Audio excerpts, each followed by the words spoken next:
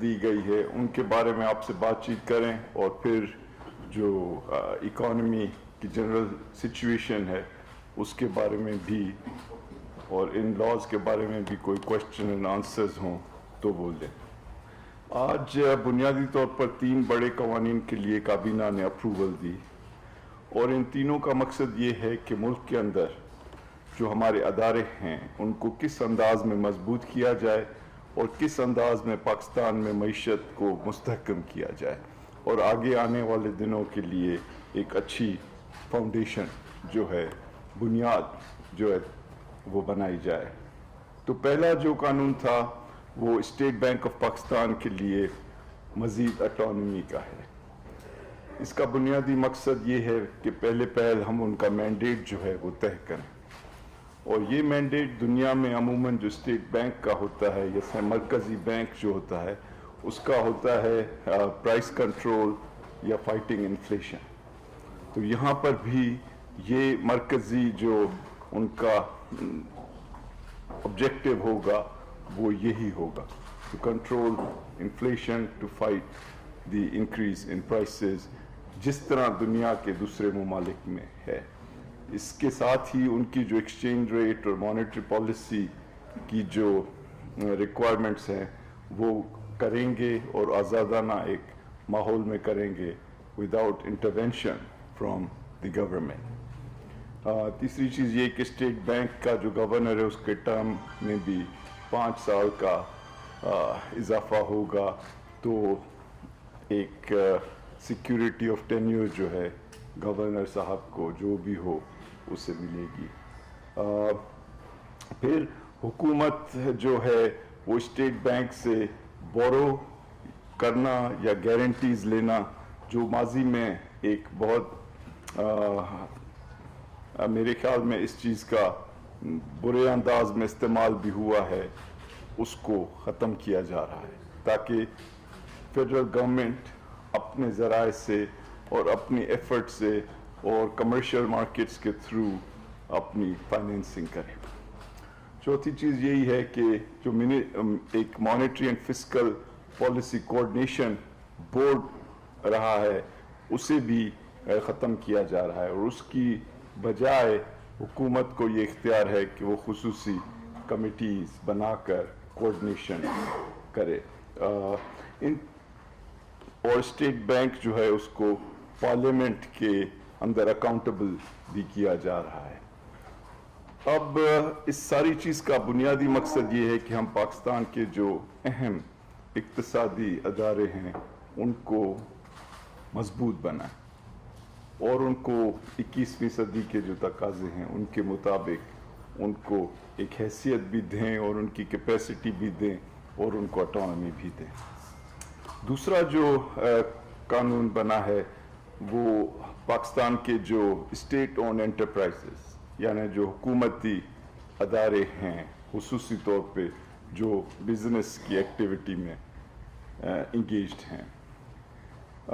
آپ کو پتہ ہے کہ یہ مختلف ادارے یا مختلف کمپنیز کئی انداز سے چل رہے ہیں، کسی کے اپنے قوانین ہیں، کوئی اسٹیٹ سیکیورٹی ایکسچینج کمیشن کے انڈر ہیں، کوئی اسٹاک مارکیٹ میں لسٹڈ ہیں، کوئی ڈائریکٹلی منسٹریز کو رپورٹ کر رہے ہیں، تو ایک ہچ پچ والا نظام ہے، اور کوشش یہ کی جا رہی کہ اس قانون کے تحت ان کو ایک مرکزی انداز میں چلایا جائے، اور منسٹریوں کا جو بہت زیادہ انٹرونشنسٹ رول ہے اس کو کم کیا جائے، اور منسٹریز کے بجائے اس کو فل گورنمنٹ کے ماتحت کیا جائے، اور منسٹریز کا رول اس کے انڈر سبسیوم کیا جائے۔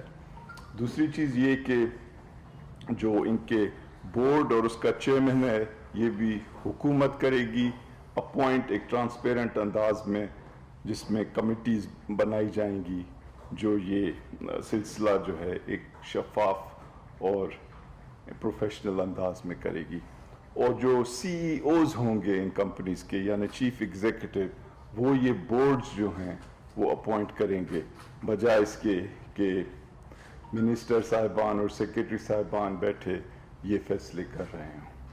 ताकि प्रोफेशनलिज्म हो और यहाँ पर भी अदारों को एक जो मॉडर्न तकाज़े हैं उनकी बुनियाद पे चलाया जाए और उनको सिक्योरिटी ऑफ टेन्योर दी जाए और उनको रोज़ शाम सुबह तब्दील नहीं किया जाए।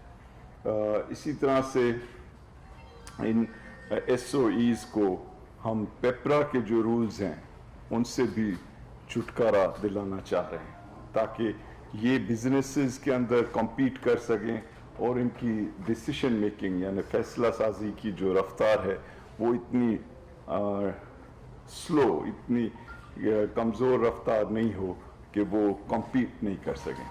तो हम चाहते हैं कि ये कम्पीट करें, इनकी लीडरशिप प्रोफेशनल हो, इनको लीडरशिप को बार बार बदलाया नहीं जाए और उनको मिनिस्टर या मिनिस्ट्रीज़ की तरफ से बार बार इंटरवेंशन या मुदाखलत नहीं हो।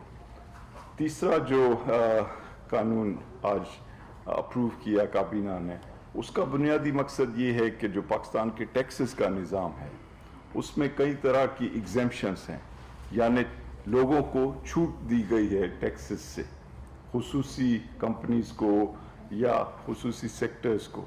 और इस कानून का मकसद ये है कि इन एग्जेम्पशंस में कमी की जाए ताकि जो टैक्स का निज़ाम हो वो यूनिफॉर्म हो, वो एक सतह पे हो हर एक के लिए और उसमें खुसूसी मराहत नहीं दी जाएं कुछ तबकों को, ताकि ये शफाफियत भी हो और फेयर प्ले हो और एक मुनसिफाना तरीका हो। तो ये सिस्टम जो है इसमें कॉर्पोरेट सेक्टर के लिए खुसूसी तौर पे होगा और इसके अच्छे फ़ायदे होंगे और हमारी जो ख्वाहिश है और इस प्राइम मिनिस्टर का विज़न है कि टैक्सेस जो हैं वो इस अंदाज में कलेक्ट किए जाएं कि जिसका असर गरीबों पे कम पड़े। तो ये टैक्स एग्जेम्पशंस जो हैं कम करके या ख़त्म करके इसमें जो फ़ायदा है टैक्स इवेजन का वो भी कम होगी और टैक्स कलेक्शन जो है वो भी बढ़ेगी।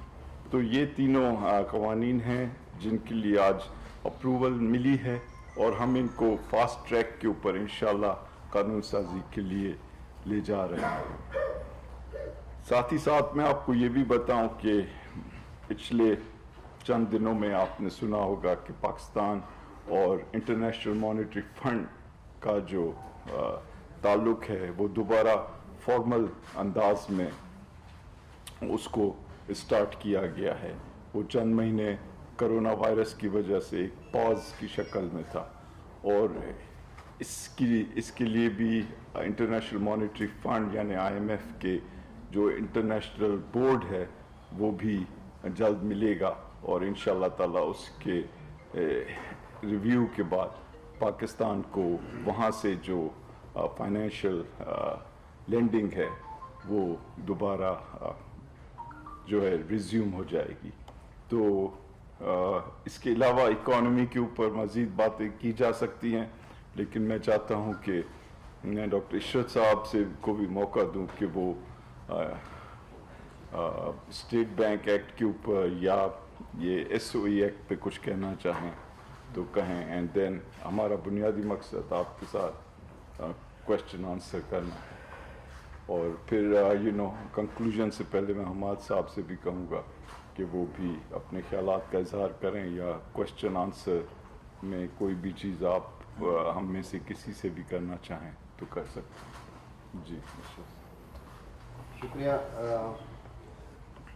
मेरे ज़िम्मे जो काम लगाया गया था वो है जो हमारे अहम कलीदी इदारे हैं उनको कैसे मजबूत किया जाए, और उसमें state bank, securities exchange commission, FTR, competition commission, ये सारे जितने इदारे हैं, रेलवेज और PIA, और ये आवाज़ नहीं आ रही? जी आ रही है? अब आ रही है? Okay, sorry. तो ये कलीदी इदारे थे, इनको मजबूत किया जाए। वैसे तो हमारे पास इस वक्त 441 इदारे हैं हुकूमत पाकिस्तान के अंदर। पहले किसी को पता भी नहीं था कि हमारे इदारे हैं कितने और किस तरह बने हैं और कब बने हैं और क्यों बने हैं। اور ان کو لیگل انسٹرومنٹ کیا ہے. تو سب سے پہلے تو ہم نے اٹھا کے ایک سروے کیا تو پتہ چلا ہمارے پاس 441 ادارے ہیں, اور کوئی کاؤنسل ہے, کوئی کمیشن ہے, کوئی سبارڈنیٹ آفس ہے, کوئی سیمی آٹونومس ہے, کوئی آٹونومس ہے. 16 قسم کے ہمارے پاس فنکشنز جو تھے وہ پرفارم ہو رہے تھے انڈر دیز گائیڈس. تو پہلے تو ہم نے کہا کہ اس کو علیحدہ کیا جائے 2 کلاسز میں. ایک ہوگا آٹونومس باڈیز, کارپوریشنز, کمپنیز جو کہ بالکل الگ طریقے سے سر انجام دیں گی کام, اور دوسرا ہوگا ایگزیکٹو ڈپارٹمنٹس جو کہ گورنمنٹ کے بجٹ پر منحصر ہوں گے, اور ان کو حکومت جو ہے وہ جیسے اٹیچ ڈپارٹمنٹ ہوتے ہیں اس کے طریقے سے وہ اس کو استعمال کریں گے. پھر ان آٹونومس باڈیز اور کارپوریشنس میں ہم نے ایک فردر کلاسیفیکیشن کی کہ کس کو ہم ریٹین کریں گے گورنمنٹ میں, اور اس کی کیا وجہ ہے, کس کرائٹیریا پہ رکھیں گے. کسی کے ومس پر نہیں رکھیں گے کہ یہ گورنمنٹ کا ادارہ رہنا چاہیے. تو اس کی کرائٹیریا بنائیں کہ یہ اسٹریٹجک امپورٹنس کا ہے ادارہ, یہ مارکیٹ فیلئر ہے کہ جس میں کہ پرائیویٹ سیکٹر جو ہے وہ مونوپلی کر سکتا ہے, اس لیے عوام کو اور کنزیومرز کو نقصان ہوگا, یا کوئی ایسی انٹرونشن ہے جس میں کہ حکومت کا کام ہوتا ہے جیسے R&D ریسرچ اینڈ ڈیولپمنٹ ہے, ٹیکنالوجی ہے, ٹریننگ ہے, یہ پبلک گڈس کہلاتے ہیں. تو ان کے بیسس پر ہم نے کہا کہ ہم ان کو ریٹین کریں گے اور باقی کو ہم وائنڈ اپ کریں گے, لیکویڈیٹ کریں گے, مرج کریں گے اور پرائیویٹائز کریں گے. یہ جو 85 SOEs ہیں جو کمرشل ہیں, ان کو ہم نے فردر کلاسیفائی کیا کہ اس میں سے کتنے جو ہیں وہ حکومت اپنے پاس رکھے گی اور کتنوں کو جو ہے وہ پرائیویٹائز کرے گی. اور یہ رپورٹ آج کی ہے, منسٹری آف فائنانس کے ویب سائٹ پر ہے, اس کو SOE ٹرائیاج کہتے ہیں, اور اس میں ساری آپ کو پوری ڈیٹیلز مل جائیں گی. اب جو ہمیں پریشانی آ رہی تھی جس کی وجہ سے یہ قانون آیا ہے کہ یہ منسٹریز کے کنٹرول میں ہوتی تھی, تو منسٹریز کو اتنی پرواہ نہیں ہوتی تھی کہ اس کا جو پرفارمنس ہے اور جو فائنینشیل ریزلٹس ہیں اس کی طرف توجہ دیں. ان کی توجہ کسی اور طرف ہوتی تھی کہ جو ہمارے کام ہیں ہم نے جو کرنے ہیں وہ کریں. 19 ٹریلین روپیز کا اس وقت سارے SOEs میں حکومت نے پیسہ لگایا ہوا ہے. ایسٹس کی بیس بتا رہا ہوں آپ کو, بک ویلیو, اور 4 ٹریلین کا اس کا ریونیوز آ رہا ہے. اور پچھلے سال 2017-18 میں 268 بلین کا لاسز ہوئے تھے, اور اس سال وہ کم ہو کے 123 بلین کے لاسز ہوئے ہیں کیونکہ ہم نے کچھ ریمیڈیل میشرز کیے تھے. یہ کہیں دنیا میں کوئی ادارے جو ہیں وہ اس طرح سے اتنے بڑے ایسٹ بیس پر اور اتنے بڑے ریونیو بیس پر یہ لاسز میں نہیں جانے چاہیے. تو اس کی طرف توجہ دینے کے لیے یہ قانون بنا ہے. اس میں 3 جو کرٹیکل پرنسپلز ہم نے اڈاپٹ کیے ہیں. ایک تو یہ ہوگا کہ ان کے ساتھ ہمارے پرفارمنس کانٹریکٹس ہوں گے کہ آپ نے سال میں یہ کرنا ہے اور آپ نے یہ اچیو کرنا ہے, اور یہ آپ کے KPIs اور کی پرفارمنس انڈیکیٹرز ہوں گے, اور اس کے بیسس پہ ان کی ایویلویشن ہوگی. سیکنڈ, جو اس وقت گھچ مچ ہے, جو فائنانس منسٹر صاحب نے بھی بتایا کہ کہیں پر چیئرمین جو ہے وہ چیف ایگزیکٹو بھی ہے, کہیں چیف ایگزیکٹو جو ہے اس کے اوپر کوئی بورڈ نہیں ہے, تو اس کا گورننس اسٹرکچر اور مینجمنٹ کو ہم نے الگ کر دیا ہے. گورننس جو ہوگا وہ انڈیپینڈنٹ بورڈ کرے گا اور مینجمنٹ چیف ایگزیکٹو کرے گا along with the CFO, chief technological officer, chief human resource officer, اور اس کا بھی طریقہ کار معین کیا ہے کہ کس طرح سے سلیکٹ ہوں. اور آپ سب کو پتہ ہے کہ اب تک نئے پروسیس جو ہم نے 2018 میں شروع کیا تھا اس میں ہر پوسٹ جو ہے وہ ایڈورٹائز ہوتی ہے, उसके एलिजिबिलिटी क्राइटेरिया होते हैं, उसकी शॉर्ट लिस्टिंग कमेटी बनती है, उसके बाद सिलेक्शन बोर्ड होता है, सिलेक्शन बोर्ड में 2 आउटसाइड एक्सपर्ट होते हैं उस फील्ड के, और उसके बाद एक पैनल इंटरव्यू करने के बाद इंटरव्यू कमेटी जो है वो कैबिनेट के पास भेजती है। सो इससे हमारे पास 56 चीफ एग्जीक्यूटिव्स आए हैं अभी तक इस प्रोसेस से, और अल्लाह के फजल से उसमें बहुत सारे ऐसे लोग हैं जो एक्सपेट्रिएट पाकिस्तानीज थे जो हांगकांग में, लंदन में, दुबई में और अमेरिका में, जद्दा में काम कर रहे थे। वो आके उनको कभी ये ख्वाब भी नहीं था कि वो बग़ैर किसी कनेक्शंस के पाकिस्तान में आ सकेंगे। तो right man for the right job से इंस्टीट्यूशन बनती है, तो ये एक तरीक़ाकार है। दूसरा, मैं स्टेट बैंक पे आता हूँ, मैं ये बाकी आपके सवालात होंगे उसके, तो स्टेट बैंक का जो होगा वो आपको बता दिया है, बट अगर सवालात होंगे तो मैं आपको बता दूंगा कि टाइम की कमी है, but I am available for any question and answer on both. Thank you Ishrat साहब। आई थिंक कि डॉक्टर इशरत ऑब्वियसली काफ़ी कुछ स्टेट बैंक एक्ट के ऊपर कह सकते हैं, लेकिन चूंकि वक्त कम है और हम चाहते हैं कि आपकी जानिब से क्वेश्चंस आएँ, तो floor is open ji. Sir ये बताइएगा कि ये जो आपने स्टेट बैंक की इंडिपेंडेंस और ऑटोनॉमी और उसके जो सारी काम किए हैं, इसमें अकाउंटेबिलिटी का क्या चीज़ है कि कहीं कोई बंदा बात से आ जाए, उसके अकाउंटेबिलिटी और कहाँ से काम बन जाए, तो 5 साल में बहुत ज़्यादा लोग कहीं से आए तो फिर वहाँ चले। एक और क्वेश्चन है। आप इसका पहले जवाब नहीं मिक्स हो जाते हैं। इसका जवाब दें सर पहले, फिर आप लेने देना। I want to take 3-4 questions and then answer. First है जवाब दीजिएगा, क्योंकि मुझे ये है बड़ा इम्पोर्टेंट। हाँ बिल्कुल। स्टेट बैंक की इकोनॉमी है सर, क्या मिनिस्ट्री ऑफ फाइनेंस को अगर आप ग्रोथ और इन चीज़ों से निकाल देंगे तो कहीं बगौर शहबाज राणा के ये जो 5वां गवर्नर तो नहीं है कि जो पता नहीं किसको जवाब दे जी। तो ये इकोनॉमी जो है इसके ऊपर बड़े इंपॉर्टेंट क्वेश्चन, और फिस्कल कोऑर्डिनेशन बोर्ड में जो आपने खत्म कर दिया सर, यानी इसकी प्रपोजल है अभी, तो ये फिस्कल और मॉनेटरी पॉलिसी के दरमियान कोऑर्डिनेशन किस तरह होगी सर? ठीक, दुरुस्त बात। एक और ले लें फिर उनका जवाब देंगे।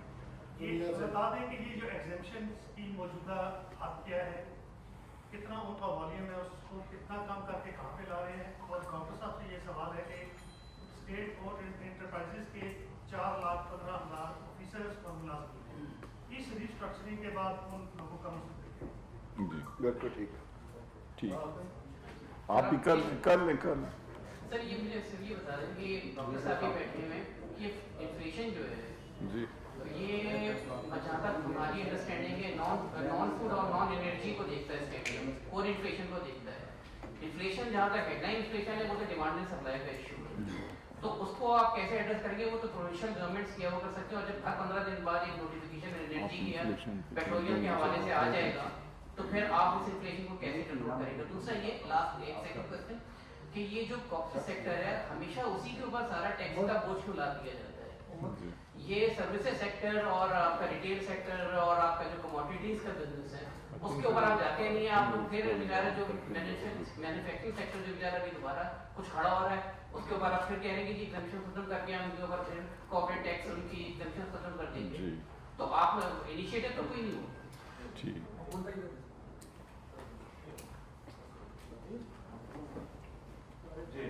शकील अहमद फ्रॉम समाज। सर मेरे 2 क्वेश्चन है। पहला इन्फ्लेशन से रिलेटेड ही है, 15% तक जा चुका है एसपीआई और सीपीआई भी डबल डिजिट की तरफ बढ़ रहा है। आप हर वीक में मीटिंग करते हैं national price control monitoring committee की, हर दफ़ा डायरेक्शन देते हैं प्रोविंसेस और प्रोविंशियल लेवल पे और डिस्ट्रिक्ट लेवल पे इन्फ्लेशन को कंट्रोल किया जाए, तो ये रस्मी सी मीटिंग होती है, इसका आउटकम क्या आता है? सूबे क्या कर रहे हैं इन्फ्लेशन कंट्रोल करने के लिए? और आईएमएफ के साथ दोबारा प्रोग्राम रिस्टोर होने जा रहा है एग्जीक्यूटिव बोर्ड की मंजूरी के बाद, तो क्या महंगाई में मजीद इजाफा होगा? इसके लिए 2 स्टेप क्या लेंगे कि इन्फ्लेशन कम हो, क्योंकि लोग आम तबका जो है आम आदमी बहुत परेशान है। सेकंड क्वेश्चन ये है कि آپ نے پبلک سیکٹر انٹرپرائزز کی بات کی ہے, تو پچھلے 2-2.5 سال میں جو پرائیویٹائزیشن کا جو پروگرام ہے وہ فلاپ چلا رہا ہے, کوئی ڈیولپمنٹ نہیں ہوئی. تو آپ کے خیال میں, آپ ماضی میں کامیاب پرائیویٹائزیشن کر چکے ہیں, تو یہ 2.5 سال میں ابھی تک کوئی قابل ذکر نجکاری پروگرام کامیاب نہیں ہوا, تو اس پہ کچھ گورنمنٹ کیا کر رہی ہے, کس طرح اس کو آگے لے کے چلا گئی؟ جی ٹھیک ہے, کافی ہو گئے کوشچنز.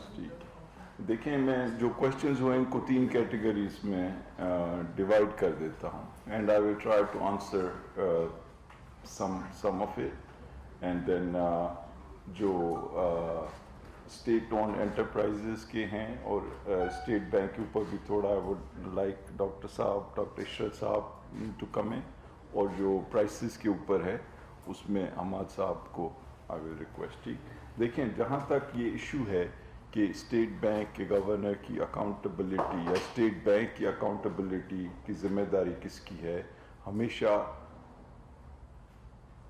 پارلیمنٹ کی, اور اب بھی اس لاء میں بھی پارلیمنٹ جو ہے اس کو State Bank will be answerable. اچھا, تو پہلے یہ بات کلیئر ہو جانی چاہیے, اور یہ کہنا مناسب نہیں کہ کوئی آ جائے گا اسٹیٹ بینک میں, کوئی آتا نہیں ہے اسٹیٹ بینک میں. اسٹیٹ بینک کا گورنر جو ہے is a appointee of the president of Pakistan. تو we should be careful in the type of terminology we use. کوئی ضروری نہیں ہے اس طریقے سے سوال کرنا. ٹھیک, دوسری چیز یہ کہ جو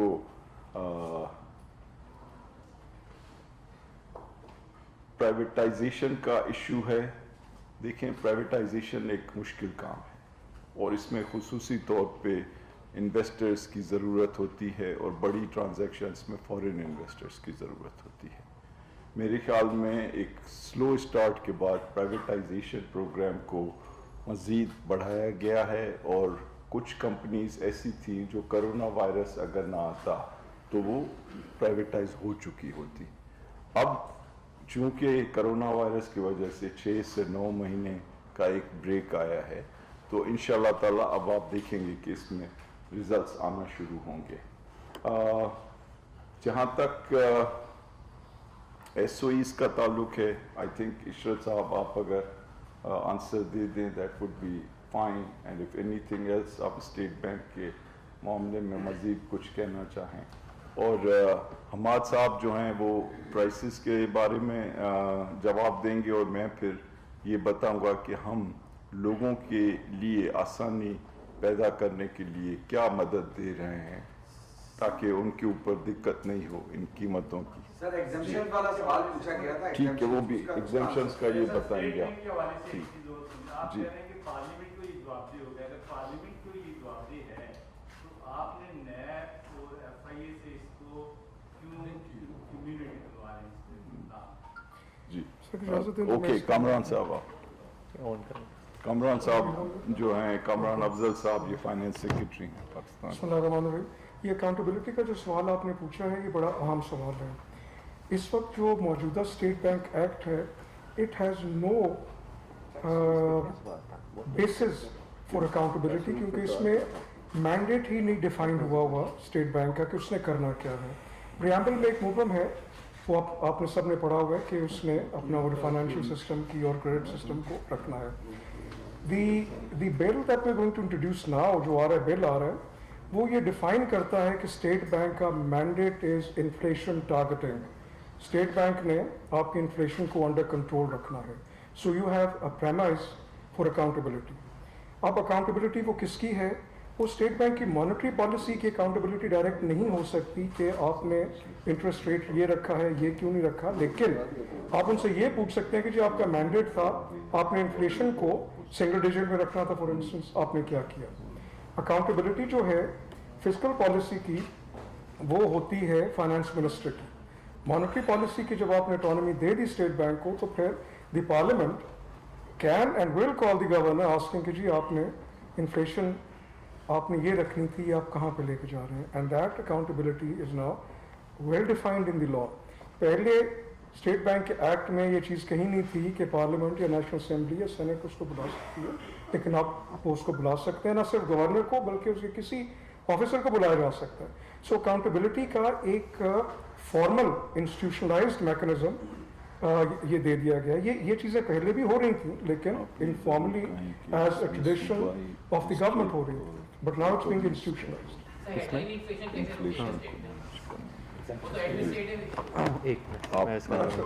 मैं आपको बताऊं किस तरह रुकेगा. There are 3 components of inflation. One is administered prices inflation, जिसकी आप बात कर रहे हैं ना, वो है administered prices inflation. कि इलेक्ट्रिसिटी की प्राइस बढ़ा दी, गैस की प्राइस बढ़ा दी, पेट्रोल की प्राइस बढ़ा दी. That is definitely under the control of the federal government and the provincial governments. Second is imported inflation, कि अगर आपने एक्सचेंज रेट के ऊपर बढ़ा दिया और एक्सचेंज रेट की वजह से आपके इंपोर्ट्स जो हैं वो ज़्यादा महंगे हो गए, that will pass through the inflation. And third is the monetary policy induced inflation, which is कि अगर आपने इंटरेस्ट रेट को इतना ले गए जिसकी वजह से cost of capital and cost of working capital वो बढ़ गई, तो वो इन्फ्लेशन होगा. बट दुनिया में एक चीज़ का ख्याल रखिए कि स्टेट बैंक खुद से ऑटोनमस नहीं हो सकता. It is not autonomous outside the government, it is autonomous with in the government.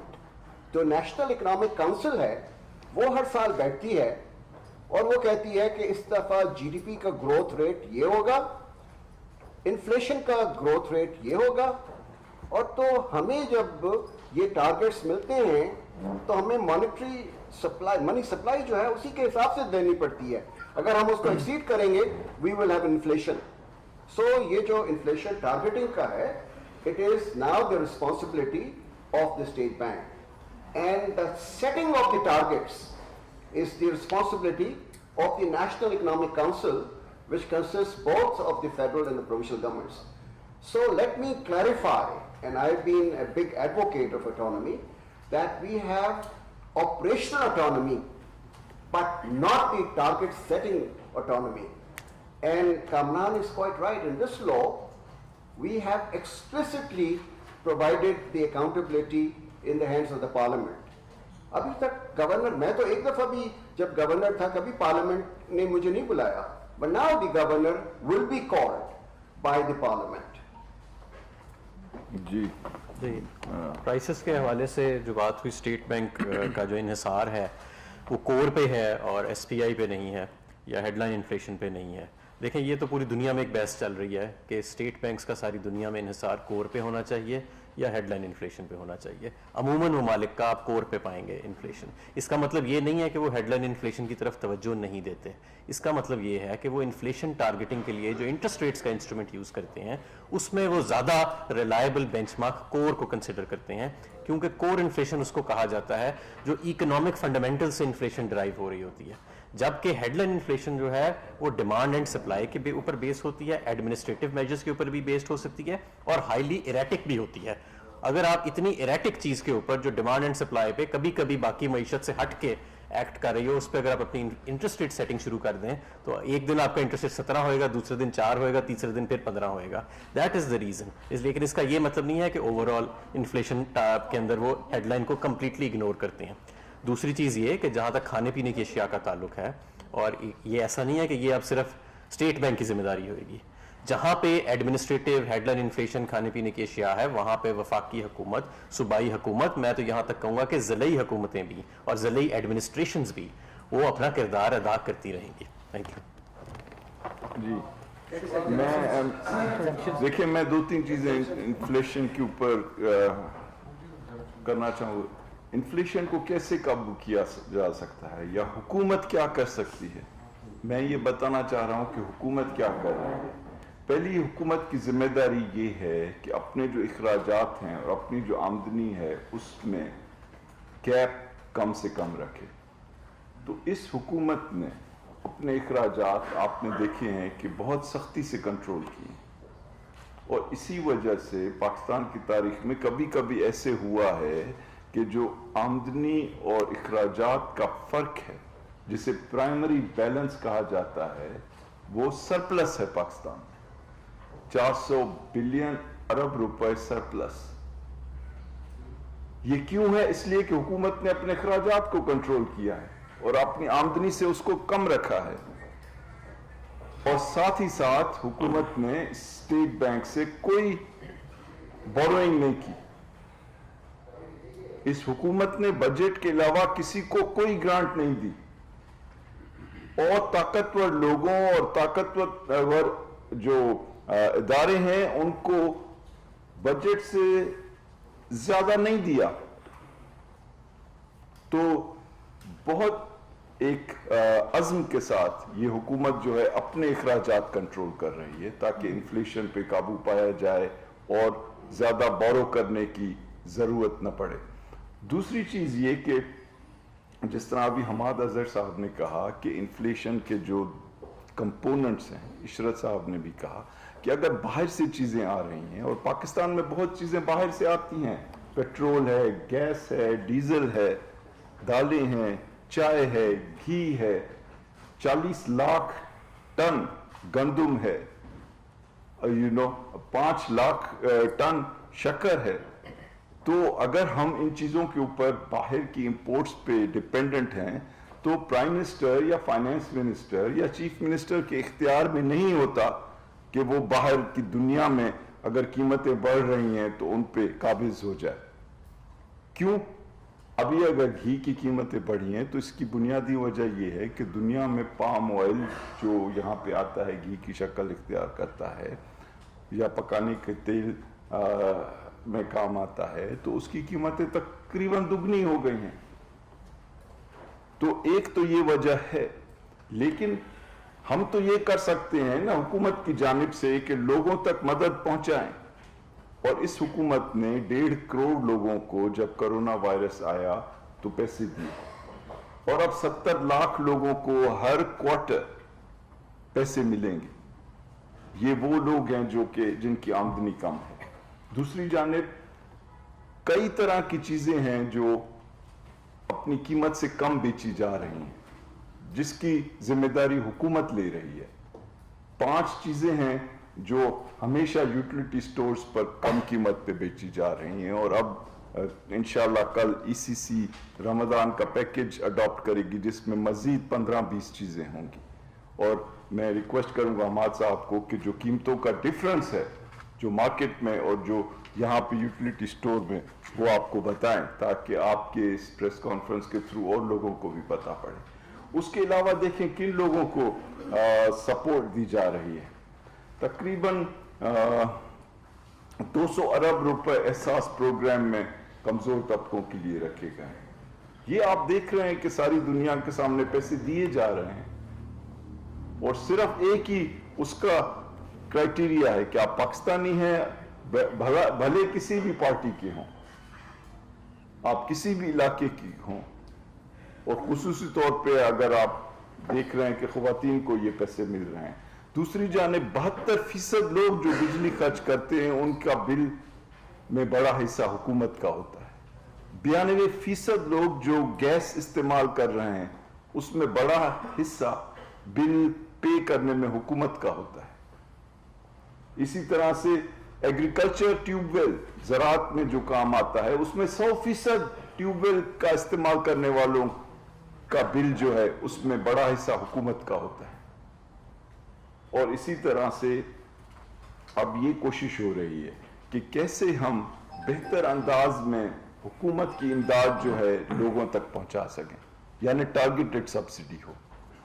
یہ نہیں ہو کہ ہر ایک کو، چاہے وہ امیر ہے یا غریب ہے، حکومت کے پیسوں کا فائدہ ملے، بلکہ فقط ان لوگوں کو ملے جو امیر نہیں ہیں، یعنی جو کم آمدنی والے ہیں یا درمیانی آمدنی والے لوگ ہیں. اور اسی طرح سے آپ انشاءاللہ دیکھیں گے کہ یہ جو پالیسی ہے ٹارگیٹڈ سبسڈی کی، اس کو مزید فروغ دیا جائے گا، اور آنے والے دنوں میں اس کے اثرات جو ہیں اور زیادہ واضح ہوں گے. تو حماد صاحب if you can just explain a bit about the utility stores and then we will get آ رہے ہیں یوٹیلیٹی سٹورز کے اوپر جو اس وقت 5 اشیاء ہیں جو جس سے سبسڈائز ہیں، جو 3 اس میں سب سے ضروری ہیں. آٹا 800 روپے کے جی 1 سال سے زیادہ پہ سپلائی کیا جا رہا ہے. اسی طرح شکر 68 روپے اور گھی 175 रुपये kg, اور ان قیمتوں کو تقریباً اب 1.25 سال کے قریب ہو چکا ہے, یہ برقرار ہے. اور آج وفاقی کابینہ نے فیصلہ کیا ہے وزیر اعظم عمران خان صاحب کی ہدایت پہ کہ ان قیمتوں کو فی الحال برقرار رکھا جائے گا, اور گھی کی بھی. اور اسی طرح جو جیسے کہ فائنانس منسٹر صاحب نے فرمایا کہ جو ہمارا رمضان پیکج ہے اس کی تفصیلات آپ کو جیسے ECC سے وہ ہمارے پاس ہوتی ہیں, ریٹیفائی ہوتا ہے تو آپ کو وہ بھی دے دی جائیں گی. جی پہلے یہ ایگزیمپشنز کا آپ ذرا بتائیں. جی چیئرمین صاحب. شکریہ. ایگزیمپشنز کے حوالے سے پہلے تو میں بتانا چاہوں گا کہ اس سال جب سٹارٹ ہوا تو ہم نے کوئی نیا ٹیکس نہیں لگایا, آپ کے علم میں ہوگا, اور اس کے اوپر ہم نے را مٹیریلس اور انٹرمیڈیٹ پروڈکٹس پہ اور ود ہولڈنگ ٹیکس بھی انہی را مٹیریلس پہ ہم نے کم کیا, تقریباً 40 ارب کا ہم نے ریلیف دیا. تو اس سال کوئی نیا ٹیکس نہیں لگایا گیا تھا, اور یہ آپ کو جان کے یقیناً خوشی ہوگی کہ اس پورے سال میں کوئی اور نیا ٹیکس بھی نہیں لگایا جا رہا, بلکہ پچھلے 6 مہینوں میں ہم نے کئی فوڈ آئٹمس پہ, کئی کرونا ریلیٹڈ آئٹمس پہ ہم نے فردر ریلیف دیا, جو تقریباً 5 سے 10 بلین اس کے مد میں بھی گورنمنٹ آف پاکستان نے فردر سبسڈیز دی. جب سال سٹارٹ ہوا تھا تو ہم نے ایک ڈاکیومنٹ FBR میں پبلش کیا تھا جو آپ کے لیے میں ہوگا, جو ٹیکس ایکسپینڈیچر اسٹیٹمنٹ تھی, اور جس میں ہم نے یہ بتایا تھا کہ 1185 ارب کے قریب ہم تینوں ٹیکسز میں سبسڈیز دے رہے تھے, اور جو کہ ابھی باقی دنیا کے جو ملک ہیں, جو کمپیریبل کنٹریز ہیں, اور انڈیا سے بھی ہم زیادہ سبسڈیز دے رہے ہیں. اور یہ دیکھتے ہوئے کہ ملک میں چونکہ غربت ہے, کورونا کی وجہ سے بھی حالات ٹھیک نہیں ہیں, تو وہ ہم یہ دیکھتے ہوئے, اور یہ جو پرائم منسٹر صاحب کی خاص جو ہدایت تھی کہ جو فوڈ آئٹمس ہیں اور جتنے بھی عام روزمرہ استعمال کی اشیاء ہیں ان پہ کوئی ٹیکس ایسا بلکہ ریلیف ہی دیا جائے. تو وہ یہی ابھی تک جو فائنانس منسٹر صاحب کی نگرانی میں جو کمیٹی ہے وہی ہم اسی سلسلے میں مسلسل اس پہ غور و خوض کرتے رہتے ہیں. تو یہ جو سیکٹر تھا جو کارپوریٹ انکم ٹیکس کے حوالے سے, اب آپ کے علم میں یہ ہوگا کہ ہمیں اکثر ہی کہا جاتا ہے کہ انڈائریکٹ ٹیکس کے جو سبسڈیز ہیں جو ان کے اوپر جو زیادہ انحصار ہوتا ہے تو ڈائریکٹ ٹیکس سے زیادہ انحصار کیا جائے. تو اسی کو دیکھتے ہوئے کارپوریٹ انکم ٹیکس کے حوالے سے ہم نے اس کو فردر ریویو کیا اپنے ڈیولپمنٹ پارٹنرز کے ساتھ مل کے, اور ہم نے کوشش کی ہے کہ کارپوریٹ چونکہ یہ ریچر سیکٹرز آف سوسائٹی ہوتے ہیں تو اس میں جہاں جہاں ہم کوئی ایسے سمجھتے تھے کہ جو زیادہ اسپیسیفک کوئی کہیں پہ تھیں ان کو جنرل ایگزمپشنز میں ہم لے کے آ رہے ہیں, اور بہت ساری جیسی جنرل ایگزمپشنز تھی ان کو ہم ٹیکس کریڈٹ رجیم میں لے کے آ رہے ہیں. تو جو انٹرنیشنل بیسٹ پریکٹس ہے اس کو فالو کر رہے ہیں. ہمارا اپنا اندازہ ہے کہ اگر اکانومی اس میں ابھی جس طرح سے جیسے آہستہ آہستہ ماشاء اللہ ریکور ہو رہی ہے تو ہمیں اندازہ ہے کہ ہم کوئی 70 بلین سے 140 بلین کے درمیان میں, یہ ڈپینڈ کرے گا اکانومی کیسا بہیو کرتی ہے, تو ہم کہیں یہ لیکن اگلے سال سے امپیکٹ ہوگا. یہ میں واضح کر دوں کہ یہ سارے میز 1 جولائی سے نافذ العمل ہوں گے, اور اس کا جو امپیکٹ آنا ہے وہ اگلے سال کے دوران میں پورے فائنانشیل ایئر میں آئے گا. تو ان 3-4 مہینوں میں اس پہ کوئی امپیکٹ نہیں آئے گا. اور جو اس وقت ہم ڈائریکٹ ٹیکس میں ایکسپینڈیچر جو ہم سبسڈی دے رہے ہیں وہ پچھلے سال اسٹیٹمنٹ کے جس میں ذکر کیا وہ اراؤنڈ 380 بلین کی اس وقت ڈائریکٹ ٹیکس میں سبسڈی تھی, جس میں سے کچھ ہم پارٹلی وڈرا کر رہے ہیں, اور یہ دیکھتے ہوئے کہ اکانومی کیسے آگے چلے گی وہ انشاءاللہ آگے ہم دیکھیں گے.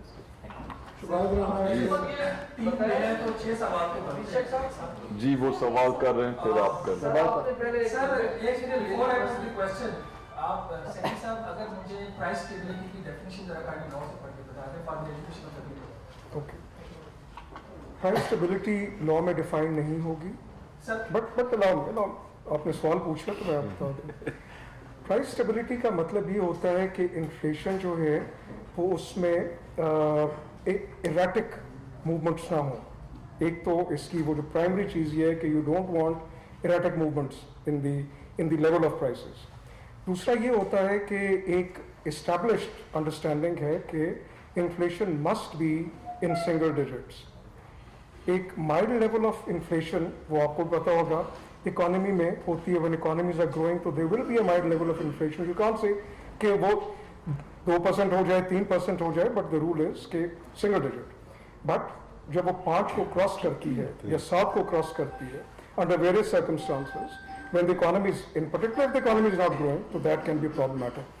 آپ اس ڈیفینیشن کو اسٹریٹ جیکٹ نہیں کر سکتے کیونکہ that will vary from economy to economy and global environment. Again thank you کہ آپ کو جو امپورٹڈ انفلیشن ہے اس کو بھی دیکھنا. But your question about price stability, domestic price stability would be this कि no erratic movements. अभी सवाल है एक और चीज क्लियर करके फिर मैं सवाल पूछता हूँ आप जरा अकाउंटेबिलिटी की क्लॉज में पढ़ लीजिए हम सबके बेनिफिट अकाउंटेबिलिटी का जो है इस वक्त मेरे पास बिल में शायद नहीं लाया हूँ. आपको जुबानी बता देता हूँ उसका मतलब ये अकाउंटेबिलिटी की आपकी जो क्लॉज है कि जो स्टेट बैंक का गवर्नर है वो पार्लियामेंट में रिपोर्ट पेश करेगा उस पर कहीं ये नहीं लिखा हुआ कि पार्लियामेंट उसको समझ नंबर 1. नंबर 2 आप किस चीज की एक मिनट में आपको एक एक करके दूँ ना देखिए ना let's not lose the sight. The parliament does not require a specific act to summon anybody. The parliament can always summon anyone. So ये तो आप ये ना कहें कि पार्लियामेंट को ये कानून इख्तियार देगा तो parliament is sovereign. Next question. Sir parliament ने जब माजी में गवर्नर सेक्रेटरी को समन किया वो नहीं आए. This is the history of record check कर लीजिएगा. अच्छा let me put the question now. When there is no आपने देखा ना एक बात करके you cannot just be like that and respond to it. देखिए ना FM को आप कहते हैं FM को कहते हैं हमारी बात का जवाब मैं जवाब देना चाहता हूँ सुनते नहीं. नहीं अब बल्ला पड़ा कि क्यों लाए थे फाइनेंस सेक्रेटरी को. No, listen now, listen. The governor cannot refuse. No, he cannot. He cannot refuse the parliament. He cannot. यार बात तो सुन लो ना भाई बात सुन लो. He cannot even refuse a standing committee of the parliament. Whether it's a National Assembly or it's a Senate, but if he's committed, like मुझे बुलाया Senate की वो अपना ये NA की Standing Committee ने तो I was called for a contempt notice by the Supreme Court. तो कल को आप कहेंगे जी नहीं गया तो मैं I had to go for that contempt notice. So नहीं इस तरह नहीं होता. नहीं no functionary of the state can deny the legitimate orders of a parliament for God's sake. देखो let's come to the next question. एक incident पर एक आइसोलेटेड इंसिडेंट पर पूरे लॉ को तुमने जी जी चले बहस तक नहीं हो. When there is no definition of the बहस नहीं करनी है. in the proposed bill, आप किस चीज के ऊपर स्टेट बैंक ऑफ पाकिस्तान को accountable ठहराओगे? Number 1. Let's stop at number 1. मैं जवाब तो नहीं लूँगा यार मतलब ये तो ना करो ना फिर कहो कि मेरे सवाल का जवाब नहीं मिला. Sir, number 2, till April last year, even till November, December of last year, the Ministry of Finance was tooth and nail opposing all these proposals which are now part of the final bill. What happened in past couple of months that you changed your position in return of what? Number 3, which is more important, when the Governor State Bank of Pakistan is not answerable to any institution of the federal government as per your proposed law, who will hold him accountable without the explicit clause? Why don't you follow the New Zealand model where the governor fails to perform and he has to go home? Where is the accountability? Okay. आपका जो ये सवाल था कि sorry चल रहा है नहीं ऑन. ओके आपका ये सवाल था अकाउंटेबिलिटी वाला. अकाउंटेबिलिटी मौजूदा एक्ट में कहाँ है? There is no accountability in this existing law. Do you know of a section जहाँ पे है? There is none. There is only a coordination mechanism where the policy, fiscal policy and monetary policy shall be coordinated. That's about it. The new bill has an explicit accountability provision which you will not find in the old law. Now, accountability has to be balanced with autonomy. अगर आप accountability इतनी बढ़ा देंगे कि हर रोज finance secretary ने governor को बुलाया हो तो where is the autonomy? You want to make institutions work. You want to give them sufficient autonomy ताकि वो अपना कर सकें. You do not want to control the exchange rate policy. You do not want to control the monetary policy. But yes ये आपकी बात बिल्कुल ठीक है. Who is going to hold him accountable? जो मैंने पहले कहा just like the finance minister is accountable ultimately to the parliament, so will the governor. दूसरा ये होता है जो अभिषेक साहब ने बड़े अच्छे मुदल्लल तरीके से आपको कहा है कि inflation setting is not the remit of the governor. Inflation setting target जो है that is the remit of the government. वो एनईसी करेगी. If the governor fails to perform yes he will have to answer. ठीक है. अच्छा now why do you not build explicit removal clauses in the act which can infringe the autonomy that is within the government, not beyond it. तो आपने ये सारा check and balance रखना होता है. Now I forgot your I forgot your third question. हो गया था. चले आई थिंक शहबाज नहीं, वो तो एक आप 8 सवाल कर चुके हैं तो 9 और 10 की चेंज हो गया. एक मिनट शहबाज आई थिंक देखो तुम्हारे प्राइस स्टेबिलिटी का chancellor of exchequer of UK sends a letter every year to governor bank of England कि इस साल आपके इन्फ्लेशन टारगेट ये है और वो अगर अचीव नहीं करता है he has to explain to the House of Commons ये क्यों नहीं हुआ है. Same thing will happen here because there's no accountability clause under which I worked. So I आपका जो FD ऑर्डर लॉ है उसमें ये रिक्वायरमेंट और पिछले आप 15 साल से आप देख रहे हैं. नहीं वो देखो वो अलग बात है, मैं उसकी बात नहीं कर रहा. मैं तुम्हें कह रहा हूँ कि अकाउंटेबिलिटी का SBP एक्ट 1956 अमेंडेड टिल 2006 तक तो कोई ऐसी अकाउंटेबिलिटी नहीं थी. Now the accountability would be that when the government gives a target, he has to explain why he has not attained that. And if the answer is unsatisfactory, he can be removed. Okay, Ji, I think last 2 questions, please. Ji, please. Ji. Doctor साहब आपने अभी जो महंगाई के हवाले से बताया कि गवर्नमेंट अपने जो एक्सपेंसेस हैं वो आमदन से कम रखे, एक एलिमेंट है महंगाई को कंट्रोल. जी सर माजरत के साथ कि पाकिस्तान में इस वक्त महंगाई के जो मेन महरकात हैं वो कार्टल्स हैं, माफियाज हैं, वो आप कंट्रोल नहीं कर पा रहे. आप क्यों नहीं उस पर फोकस करते? जब प्राइम मिनिस्टर आपको पाबंद करता है कि आप मीडिया को आंसरेबल है और जाकर उनको बताएं, आपकी तमाम सूबाई गवर्नमेंट्स के जो जिम्मेदारान हैं प्लस जो पाकिस्तान ब्यूरो शुमारियात है वो जो फिगर्स बताता है वही जाकर आप उनको उधर पेंट रोजी पिक्चर पेंट कर देते हैं, जबकि ग्राउंड रियलिटी बिल्कुल डिफरेंट है. हमारे अगर साहब के साथ माजरत के साथ कि इन्होंने 70 अरब रुपए का जो प्राइम मिनिस्टर का पैकेज है मिस यूज ऑफ सब्सिडी अरबों रुपए की यूटिलिटी स्टोर में हो रही है, ये उधर क्यों नहीं चेक करते? वहां हुक्मरान जो बोर्ड के चेयरमैन है वो तरीके इंसाफ के मेन फाइनेंसर थे, यूएई से बैठकर वो आपको पैसे भिजवाते थे, तो उसको आपने निकाल दिया. एमडी की करप्शन आपको नजर नहीं आती कि वो सब्सिडी का मिसयूज कर रहे हैं? साहब उस पर गौर करें महंगाई के. और तीसरी बात ये है और अब आप कितनी तकरीर करेंगे कि आप उस वक्त नजकारी के मिनिस्टर थे जब मैं उस वक्त एक्सप्रेस में था, उस वक्त आपने पीटीसीएल की नजकारी में जो अपना आपने बड़े अच्छे तरीके से जो भी है कि आज तक उसकी रिकवरी नहीं हो सकी. $800 मिलियन की आपका नजकारी का प्रोग्राम बिल्कुल फ्लॉप जा रहा है. एसओईज का जो आप ये डॉक्टर ईश्वर साहब जो बैठे हैं ये कह रहे हैं कि एसओईज के 441 इदारे हमने डिफाइन किया और उसके बाद हम इनको जो खसारे का शिकार इदारे हैं उनको हम बेहतर पोजीशन में लाने की कोशिश कर रहे हैं. एक इदारा आपने नहीं किया, वो आपका प्रोग्राम फ्लॉप गया. आप क्या कर रहे हैं सर? सवाल कोई नहीं है. ये क्या है? इतना खुश हो रहे हैं, इतना खुश हो रहे हैं क्या? तकरीर करके इतना खुश हो रहे हैं. जी अभी सेनेट के इंतखाबात में अब चेयरमैन सेनेट के हवाले से अब आगे इंतखाबी अमल होगा, तो इस दौरान हमने ये देखा है कि मुंतखब अवामी नुमाइंदों ने आप पर एतमाद नहीं किया. क्या ये इखलाकी तौर पर आपके लिए बेहतर ना होता कि आप ओहदा छोड़ देते और मुंतखब अवामी नुमाइंदे जो मौजूदा हुकूमत में से वो इस मुल्क की मईशत को संभालते हैं? जी जी प्लीज. स्टेट बैंक से मुताबिक लॉस का कहा है, उसमें आपने इन्फ्लेशन का भी कहा है, तो उसके ऊपर सूबे कितने ऑन बोर्ड हैं और क्या आप समझते हैं कि इसको सीसीआई से कवर भी चाहिए होगा? इसका नहीं चाहिए. डॉक्टर साहब किधर से?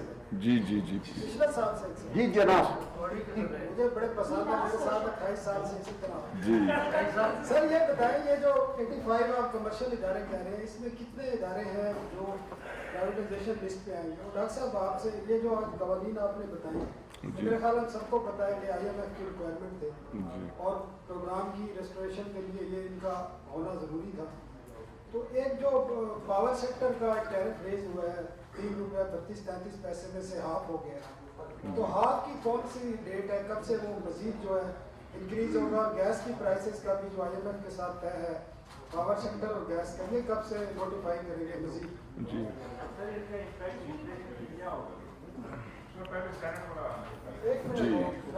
मैं बता दूं आपको, out of 85, 51 are making profits, 1 is break even and 33 are making losses. तो उसमें से और बहुत प्रॉफिट वाली भी और लॉसेस वाली को प्राइवेटाइजेशन की लिस्ट पे 3 हिस्सों में किया है। कुछ को इमीडिएट प्राइवेटाइजेशन करेंगे, वो कितने हैं सर? वो हैं कोई मेरा ख्याल है कि 28 या 29 के करीब हैं। I don't remember the dates, में आपको रिपोर्ट में मौजूद है। सर वेबसाइट पे है, वेबसाइट पे आप चले जाएं। सर आप बता दें जरा। और दूसरा जो है वो है एक्टिव लिस्ट पे आएगा जब ये प्राइवेटाइजेशन, जैसे चेयरमैन उन्होंने फाइनेंस मिनिस्टर ने कहा कि हमारा प्राइवेटाइजेशन प्रोग्राम जो है वो 9 महीने से 1 साल तक डिले हो गया है। तो जो लिस्ट पे हैं पहले हम उनको प्राइवेटाइजेशन करेंगे, उसके बाद ये सेकंड लिस्ट आएगी और फिर थर्ड लिस्ट है। 3 लिस्टें हैं प्राइवेटाइजेशन। ये मेरा ख्याल है कि मुझे इस वक्त एग्जैक्टली याद नहीं है, मेरा ख्याल है कोई 35-40 के करीब होंगे, 44 होंगे। देखें जी, जहाँ तक सेनेट की इलेक्शन का है तो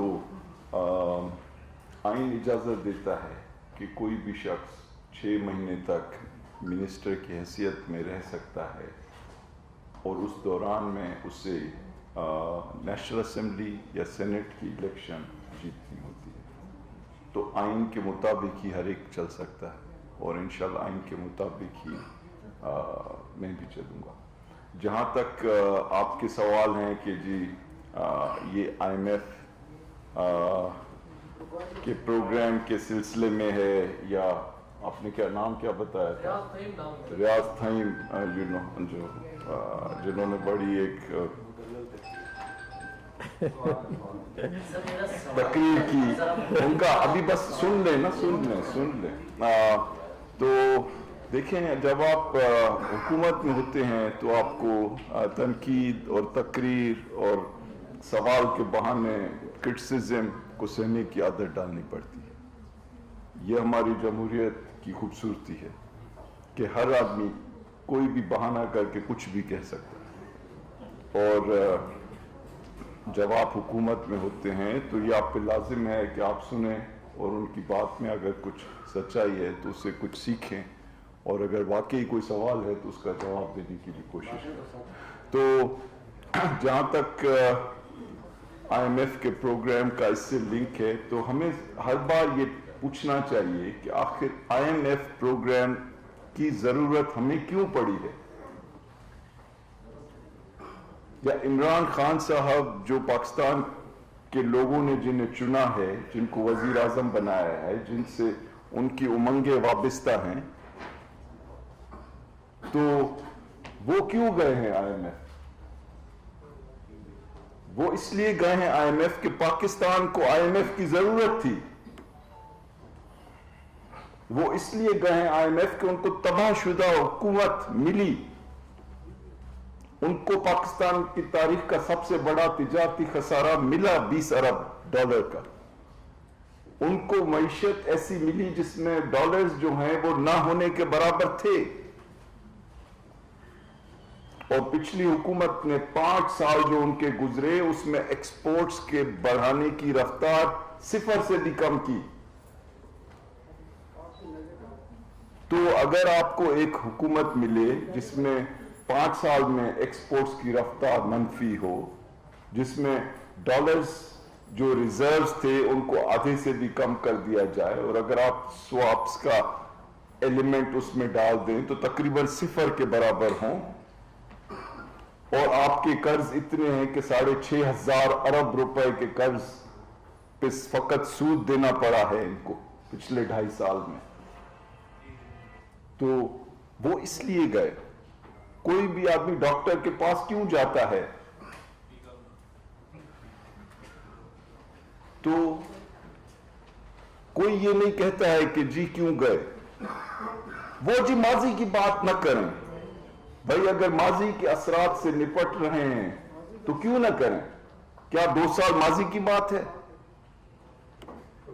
तो आई थिंक कि वी हैव टू अंडरस्टैंड कि इन्होंने कितने बड़े फैसले लिए हैं, किस मुश्किल से मईशत को इस्तेहकाम दिया है, कैसे अपने अखराजात कम किए हैं, कैसे प्राइवेट सेक्टर को मोटिवेट करके उनको मराद दे के बिजली, gas, loans, payroll expenses, housing package, इन तमाम चीजों को देकर जबकि हमारे आसपास इंडिया, बांग्लादेश सबके एक्सपोर्ट्स गिर रहे हैं तो पाकिस्तान के बढ़ रहे हैं। लार्ज स्केल मैन्युफैक्चरिंग यानी बड़ी इंडस्ट्री 10.8% बढ़ रही है। सीमेंट के कारखाने 100% कैपेसिटी पे चल रहे हैं। टेक्सटाइल के कारखाने 100% कैपेसिटी पे चल रहे हैं। तो ये तमाम चीजें हो रही हैं और इनको मानना चाहिए। साथ ही साथ दिक्कतें हैं और इमरान खान साहब जो हैं वो पहले शख्स होते हैं जो दिक्कतों को एक्सेप्ट करते हैं और इंशाअल्लाह ताला आज भी काबीना में बड़े फैसले हुए हैं और ये एक चीज के ऊपर इस गवर्नमेंट का मुकम्मल मैं समझता हूं ईमान है कि पाकिस्तान के लोग खुसूसी तौर पे पाकिस्तान के कमजोर तबके वही इस हुकूमत का महवर है। यहां पर यह नहीं है कि अपने खानदान को आगे लाना है, अपने दोस्तों के धंधे आगे लाने हैं, अपने बच्चों की सियासत आगे लानी है। इमरान खान का इंटरेस्ट और पाकिस्तान के लोगों का इंटरेस्ट एक है और आई थिंक यही चीज इंशाअल्लाह ताला उनको आगे चलकर अभी तक भी कामयाबी दी है, आगे चलकर भी इंशाअल्लाह कामयाबी। Thank you. विफाकी वज़रा काबीना इजलास के बाद न्यूज़ ब्रीफिंग कर रहे थे और इस न्यूज़ ब्रीफिंग में विफाकी वज़ीर सनअत व पैदावार हमाद अज़हर और वज़ीर ख़ज़ाना डॉक्टर अब्दुल हफीज़ शेख और दूसरे विफाकी वज़रा भी शरीक हैं।